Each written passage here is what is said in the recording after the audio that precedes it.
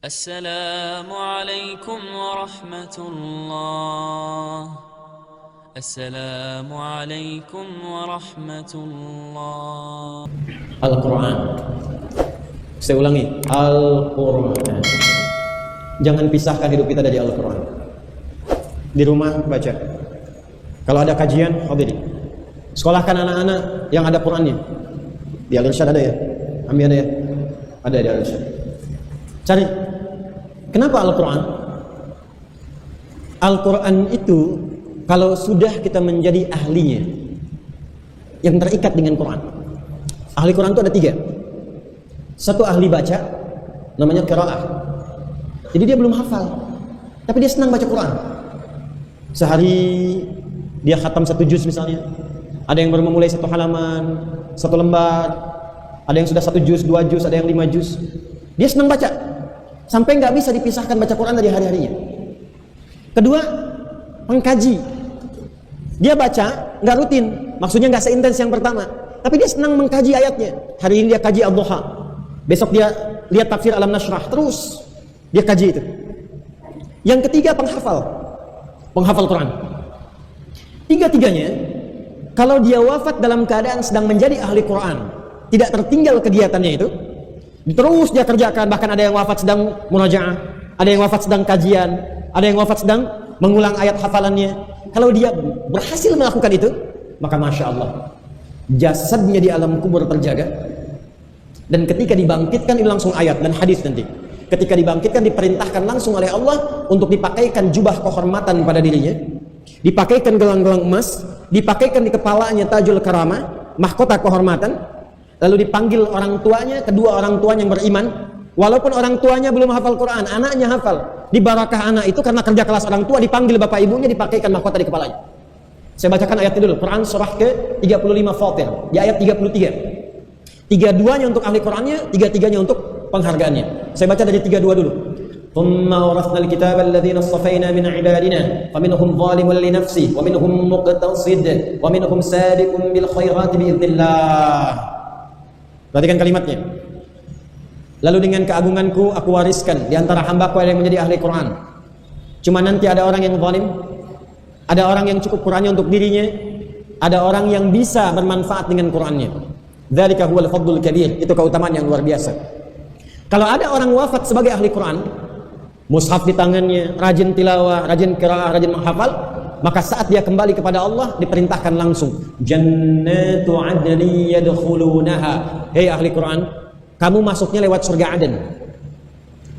Dimulai masuknya lewat surga Aden. Nanti saat masuk diperintahkan dulu dia menggandeng bapak ibunya.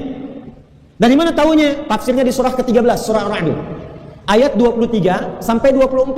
Ayat 23 itu kalimat awalnya sama dengan Quran surah 35 ayat 33. Jannatu adni yadkhulunaha. Ada orang masuk lewat surga Aden, itulah ahli Quran diantaranya.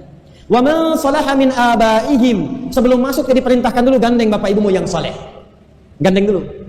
Nanti di At-Tirmidzi nomor hadis 2915, Qurannya memohon berkata, Allahumma halli ya Allah, hiasi dulu dia ya dengan mahkota kehormatan, pakaikan.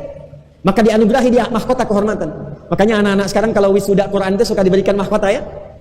Itu Masya Allah, walaupun yang hafal Quran anak orang lain, kadang-kadang kita yang neteskan air mata tuh. Nanti begitu dipakaikan, diperintahkan dipanggil bapak ibunya, mana si fulan, mana si fulana. Ini kamu hafal Quran atas jasa bapak ibumu nih. Bapak ibumu yang menyekolahkan dia ke sekolah Quran, yang memasukkan kamu ke pesantren. Bu, Pak, luar biasa. Diviralkan, pakaikan mahkota di kepalanya. Setelah itu gandeng tangan bapak ibumu. Setelah itu pasanganmu wa azwajihim. Jadi kalau dia menikah nanti dia gandeng istrinya. Kalau yang perempuan gandeng suaminya. Kalau yang belum menikah, yang mudah-mudahan sebelum kiamat kurang 2 hari sudah menikah, dia akan gandeng bidadari itu. Kemudian wa dzurriyyatim, dia gandeng keluarganya. Itu yang dimaksudkan memberi syafaat untuk 70 anggota keluarganya. Jadi belakang ikut anaknya, cucunya, kakaknya, saudaranya yang beriman beramal soleh. Nanti masuknya lewat mana? Tapi sebelum dia masuk, setelah pakai mahkota, Qurannya mengatakan Allahumma zid, ya Allah berikan tambahan kepada ahli Quran, bedakan fasilitator. Yuhallawna fiha min asawir wa libasuhum fiha harir. Maka dipakaikan gelang-gelang emas, dipakaikan jubah kehormatan, baru dia masuk ke surganya. Begitu masuk lewat surga Aden, diperintahkan semua malaikat untuk berbaris di setiap gerbang pintu surga. Wal malaikatu yadkhuluna 'alaihim min kulli bab. Salamun 'alaikum bima sabartum fa ni'ma uqbad dar. Kata Allah, hai semua malaikat, berjejer kamu berdiri di depan pintu surga, sambut sekeluarga besar ini masuk ke surganya nanti lewat surga Aden. Takbir. Maka masuklah sekeluarga besar itu dan semua malaikat mengatakan salamun alaikum bima sabartum. Selamat mendapatkan semua kemegahan ini karena Anda sabar saat itu. Jadi pahlawan itu sabar. Jadi pejuang itu sabar. Jadi mohon bersabar, ngaji sabar. Saya tahu lelah Anda datang. Saya tahu Anda capek, tidak sedikit harta dikeluarkan. Cuma memang surga itu mahal.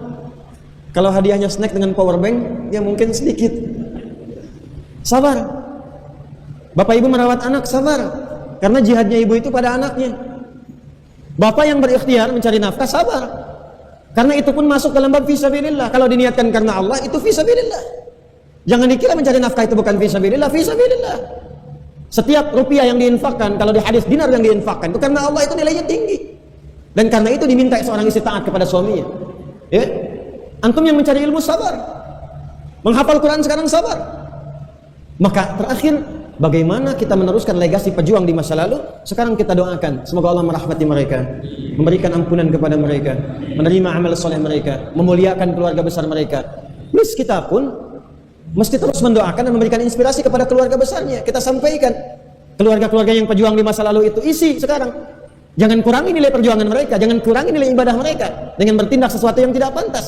Anak pejuang kita muliakan, tapi kita doakan juga untuk meneruskan perjuangannya. Tugas kita sekarang mengisi perjuangan yang telah diawali oleh orang tua kita, sekarang kita isi dengan nilai-nilai kemuliaan. Ayo, sekarang berubah niatnya. Litakuna kalimatullahi yal 'aliyah. Niatkan untuk ibadah. Keluar dari masjid ini, kerjanya untuk ibadah. Kalau ibadah, pasti jujur. Antum jadi apapun gak ada yang korupsi.